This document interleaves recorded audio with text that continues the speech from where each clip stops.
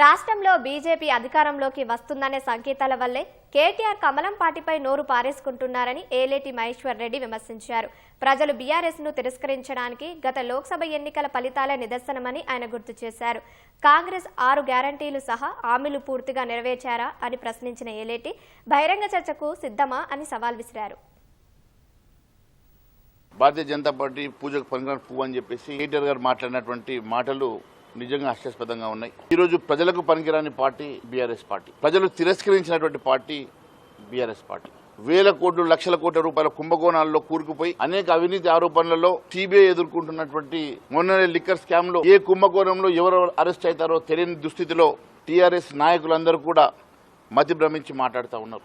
కనీసం ఒక parliament seat కూడా తెలంగాణ రాష్ట్రంలో గెలవలేని పరిస్థితిలో ఈరోజు బీఆర్ఎస్ పార్టీ పూర్తిగా మతి భ్రమించి మాట్లాడుతూ ఉన్నారు. 6 గ్యారంటీలు 80% పూర్తి చేసినాం అంటున్నారు కదా, మరి ఏ డయాస్ మీద నేను చర్చకు వస్తాను. ఏ ఒక్క గ్యారంటీ అయినా పూర్తిగా అమలు చేసినట్టుగా మీరు రుజువు చేస్తే నేను దేనికైనా సిద్ధమని తెలియజేస్తా ఉన్నాను.